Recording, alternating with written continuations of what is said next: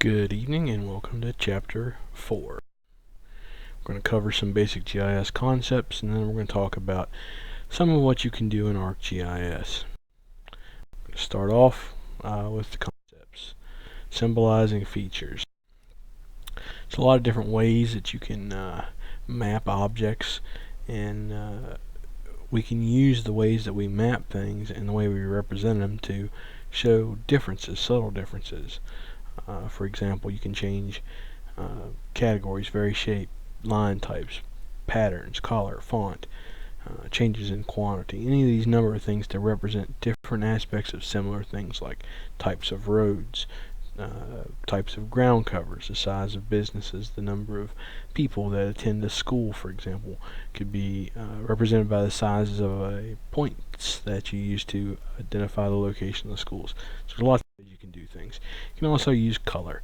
You can use different colors to represent different things. You can use colors to show the numbers, the type of vegetation, any number of things. Now, if you want to make symbols effective, there are certain conventions and connotations and color blindness, things like that you need to consider. So we'll talk a little bit about these. Color and quantity. Rainbow ramps rarely work for polygons, but they work really well for continuous data. As you can look down the image on the right, it works really well, but when you have polygons, it just kind of looks like, you colored them in with crayons or something. Black and white maps, occasionally it's desirable to have a map that's in black and white. It's definitely less expensive to print or to copy, and some journals still charge you if you're going to publish a journal article if it has color maps. Better if map is likely to be faxed or Xeroxed. So basically what we're saying there is, if you're going to make a map that you know is going to be printed in black and white, shared in black and white, copied and handed out to others in black and white, it's best to make the map in black and white.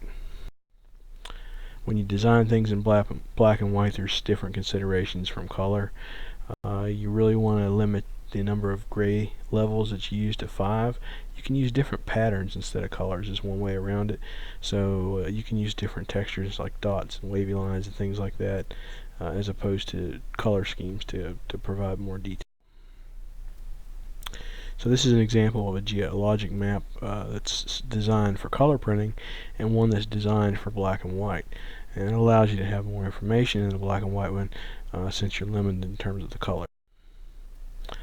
So different ways you can map data. You can use single symbols, unique values, you can have quantity maps, and basically these fall down and back to the types of data. Nominal data, things that are named like a bridge or a city, you can identify with a single point symbol. Categorical data, where you have things that are ranked, ordinal data, etc. You can have unique value maps where it actually associates a number with something. Quantity maps, you can use graduated colors for things like elevation or income or any number of things like that. So look at some nominal data. Names, objects, states, parcels, those sorts of things. Here's some examples of what that would look like. Single symbols. In this instance, you have a star. It's probably locating capitals of these particular states. You have labels on top that can do that as well. Categorical data places features into defined number or district categories. Category names may be text or numeric, portrayed by different symbols for each category. And you can see some examples here how you can have volcanoes or highways or land covers, and it could be different colors, it could be different types of lines, or it could be different shapes of the point data representations. Unique value maps are different. You can have different symbols for each category or value, like volcano types or road types or geologic units. With ordinal data, it's a type of categorical data, but the rank categories are along an arbitrary scale, things like low, medium, and high, or A, B, C, D, and F. Best places to live, like 1, 2, and 3. So there's meaning to it, but it's anyway. You can look here and see some examples of that. Interval and ratio data places values along a regular numeric scale. Supports addition and subtraction. Things like temperature, pH, and elevation. Ratio data places things along a regular scale, but it has a meaningful 0 point. And this is important because it's a subtle differentiation, but it means something. For example, in population, the meaningful 0 point is you can't have negative people living somewhere. You can only have somewhere between none and all of them. When you map numeric data, you got to divide it into classes realistically before you map it. Mapped using various symbols and sizes of thickness, you use any number of different ways, and this is some examples here where you classify the population into these three categories and use different size dots to represent that. You have different types of roads, and you can represent it by the thickness of the line depending on the number of lanes. You could use color schemes to represent how much precipitation the locations get. Again, lots of ways you can do these things. So this is some example of some classed maps. You have a graduated color or a chloropleth map, and you have graduated symbols where the size of the star relates to the population, or in the case on the left where the color represents changes in population. So how do we decide what colors to use in these sort of maps? You change the saturation or value to indicate larger quantities, so as things get lighter or darker, they go up or down. But you don't want to use too many colors, because it tends to make it hard to figure out what's actually high and what's actually low. Or if you stick with one color or one and you change the saturation or value, what you're really doing is creating a situation where once you figure out whether light or dark is high or low, then you can kind of understand the whole map. Normalizing class maps. We look at this map here, we got the number of farms, we got the number of farms per square mile. And the reason you would normalize something like this is you might have a lot of farms in a place the size of Texas, but because of the size, you might have a smaller state that has almost as many farms, but in reality there's more farms per area. And so that's just another way of looking at data. If you normalize the data by that variable, you get a map that represents something that's very different.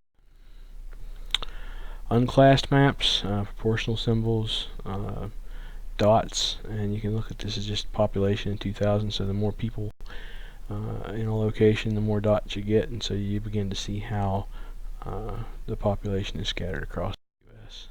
Chart maps is another sort of spin on that, where you have charts that represent one series or group of data, and you indicate that by placing the chart over top of each of the classified areas. And you can do this a lot of different ways. So we're going to talk a little bit about understanding MapUp, which is really an acronym for Modifiable Area Unit Problem. Modifiable Area Unit Problem is an arbitrary aggregation.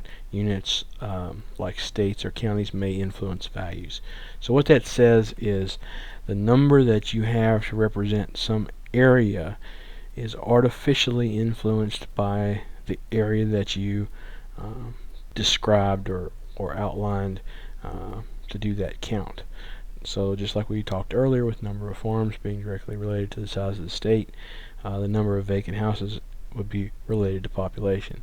And so whether you look at a modifiable area unit problem, one way of thinking about that is how that value of population would change if you just wiped away state boundaries and just literally looked at where people are individually on the map and how that might look differently.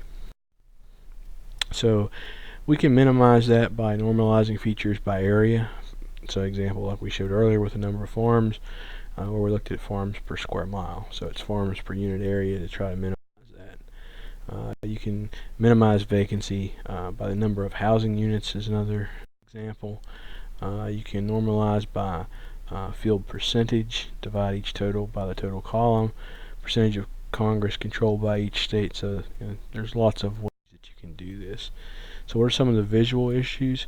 Large polygons tend to dominate the map. More prominent attract greater attention. So it actually visually fools your mind into thinking that a polygon is more important if it's larger, when in reality you're adding undue influence to that data simply because you drew it, the box around it, bigger.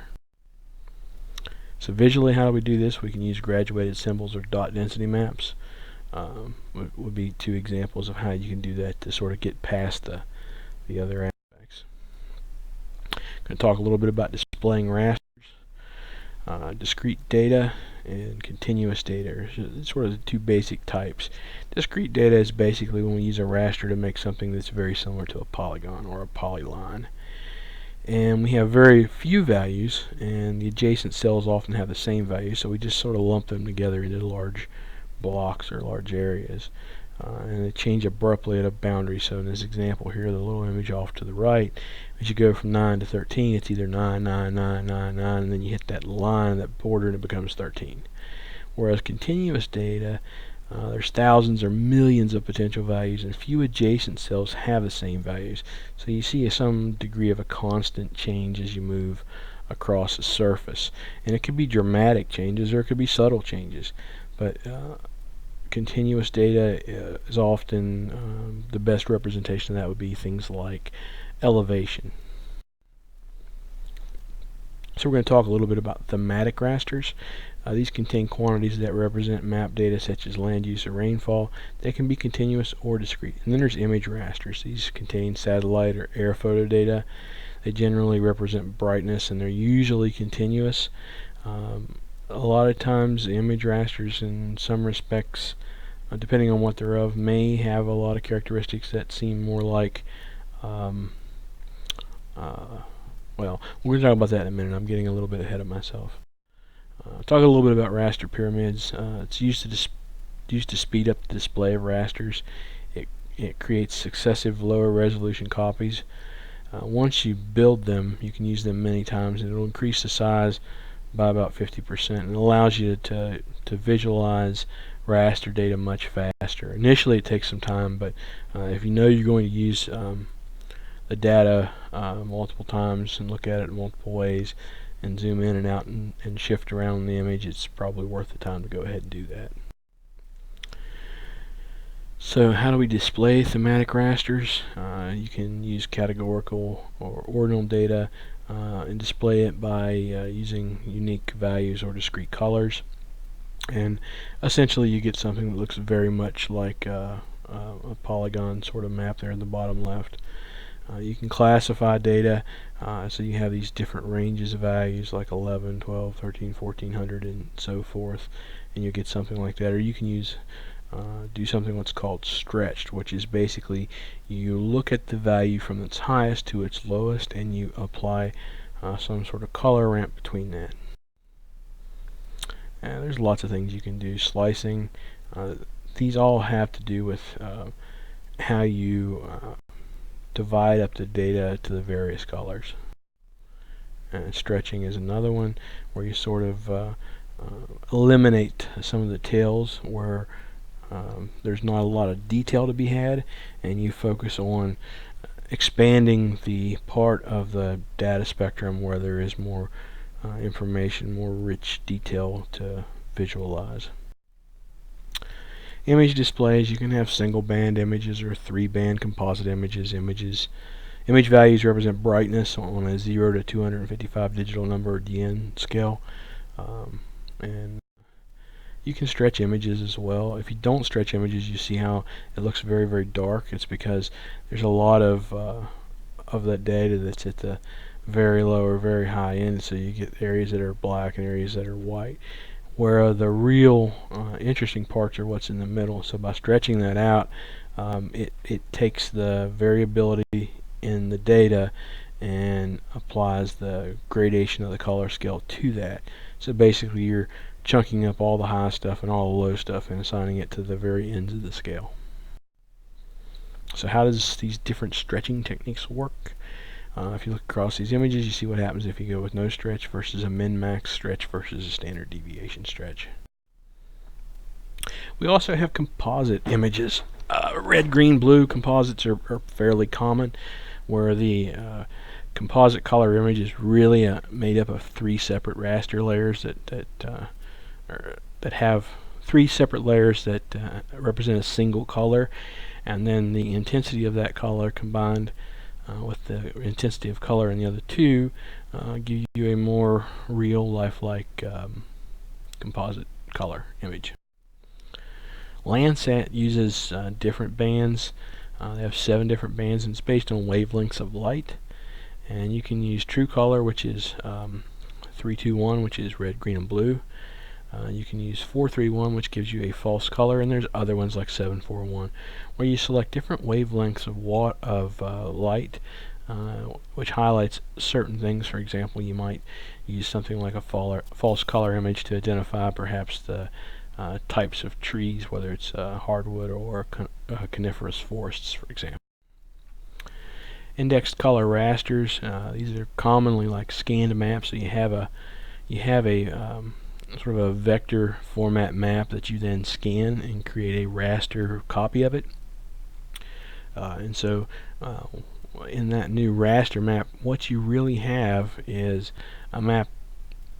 The raster data essentially just tells you the color on the other image. Zero is another thing that happens sometimes with rasters, is you get areas where there's no data, and how you represent that can be really important as you start working with a lot of GIS. And you do raster calculations and things. What do you do with situations where you don't have data? Do you count it as a 0? Do you just treat it as no data? These are all things that, as you progress through GIS, you'll learn how to deal with in more detail. Transparency. You can take different types of data, like this geological layer and this hillshade layer, and make one transparent and place it over top the other to provide a richness in information that you otherwise cannot get from the layers individually. So I'm going to talk a little bit now about classifying numeric data. Classifying data applies to both vector and raster maps. There's different classifications methods available. The choice impacts map appearance and validity. The best method depends on the data distribution and the objective of the map. So what does that mean? Well, what it means is when you're making a map, you need to think of it as you're trying to tell a story. Ideally, it's not necessarily the story that you want to tell, it's the story that the data tells. You want to translate that data into a format that people can understand it. Now, when you do this, depending on how you do this, whether you use the Jinks, natural breaks, or equal intervals, or defined intervals, or quantiles, or standard deviations, as you can see in this example, you get very different looking maps.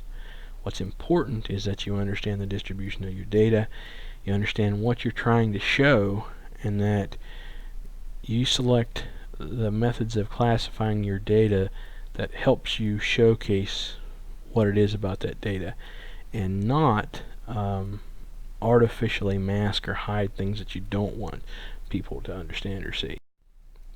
So some common distributions: normal, skewed, uniform, bimodal.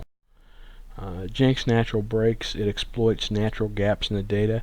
It's good for uneven distributions or skewed data. It is the default method, and it works well for most data. I'll go a little bit further than what your text tells you. The Jinks natural breaks method looks at the data, and it creates these classes. You tell it how many classes. It sets the breaking points so that the standard deviation within each class is as small as it possibly can be. In other words, it puts the data that is most alike together, and it adjusts those breakpoints such that you have the collective lowest standard deviations that you can. Equal interval, it literally just is exactly like it sounds. It's equally spaced point dividers.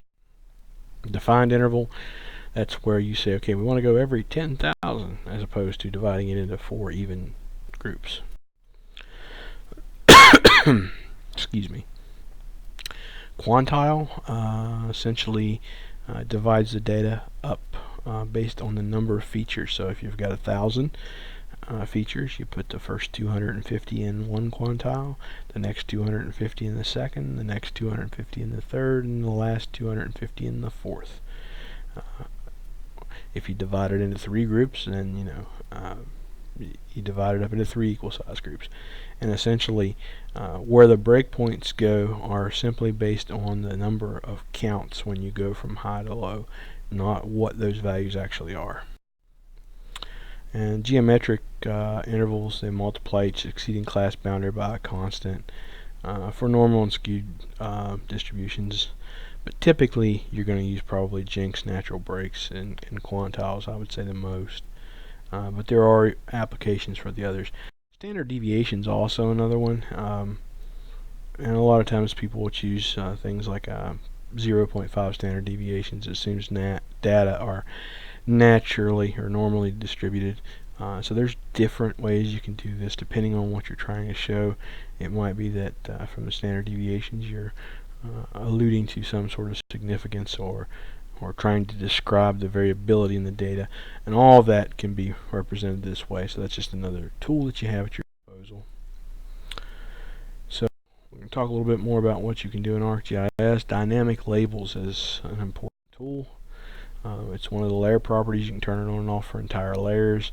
It redraws each time the map view changes. It uses auto placement to ensure that there's no overlaps between labels, and it may change between screen and printing. And so this is just a couple of things that's important to remember about dynamic labeling. That bottom one may change between screen and printing. If you use dynamic labeling and you have this beautiful map set up on your ArcGIS platform, and you just print it off, what you print off may not necessarily look like what you have just made. So what you would tend to want to do in a situation like that is export your map as a PDF, and then open the PDF and confirm that it looks the way you want it to before you print it.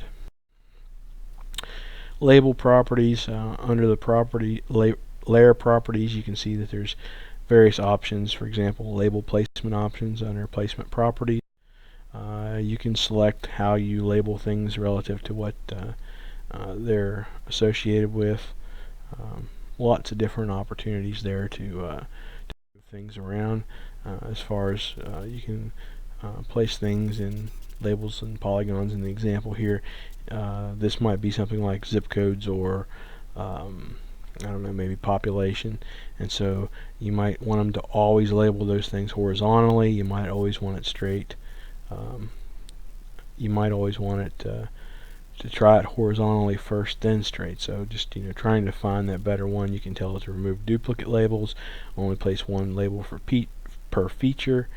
You can place one label per feature part. Lots of different ways that you can manipulate what labels show up on your map product. Similarly with lines, this kind of can be important when you're trying to label things like creeks. It can get kind of hard to read the label if it runs such that the length of the stream runs through the text. So you can adjust how those things work so that it runs parallel or curved, so that it sets up with the stream so that the stream itself doesn't interfere with the text like it does there in that top representation of the South Fork of the Grand River. Scale range for labels. This can be kind of important because as you start scaling in and out, if you don't have this set and turned on and off, what will happen is the labels you create will actually interfere with your ability to see your data. So this allows you to make it so that as you zoom in or out and change the scale, the labels themselves will appear or not appear relative to how you have those settings made. There's a toolbar on ArcGIS for labeling. As typically there's a toolbar for about everything, but this will allow you to access some of these functions a little quicker, a little easier. Talk a little bit about symbolizing, assigning symbols, assign symbols to points, lines, and polygons. You choose between available symbols and edit properties to get the desired results that you're looking for. There's different styles like the Esri, the forestry, utilities, and styles are groups of symbols that are stored together. They have a common theme or purpose. They can be saved, copied, or shared. You can edit them, so you can go in and change the color, the size, the angle, save it as your own sort of edited version of those symbols. There's lots of ways you can do this, and what it's, as far as the units and things like that. Map types. When you look at single symbol maps or unique values and quantity maps, whether you're looking at graduated colors or graduated symbols or dot densities, all these are different ways of showing some information that is in the various map layers that you're using, and how you can make those variables tell the story that they need to tell. So data types and what sort of maps you use. Nominal data typically uses single symbol maps. Categorical data uses unique value maps. Ordinal data, if it's not numbered things, you can use unique values. If it is numeric, it's probably going to work better with a graduated color, polygons or something. Interval and ratio data you can use for graduated color, graduated symbols. Dot density chart maps, it just literally depends on what you're trying to map. So if you want to make a single symbol, it kind of comes up. You can click on that symbol and adjust the color, the thickness of the lines, any number of things. If you're using unique values, you can select the value that you're interested in. Perhaps it's the state name, maybe it's the region, so that you identify all the mid-Atlantic states the same. Lots of different ways you can do that. Maybe you're looking at a value like population and you want to use a color ramp to show that. You can normalize that by another feature. You can use various graduated symbols. You can define the number of classes and how you make those classes. You can go in and individually edit each of those symbols if you like. We got here graduated line symbols, very similar to what I was mentioning before.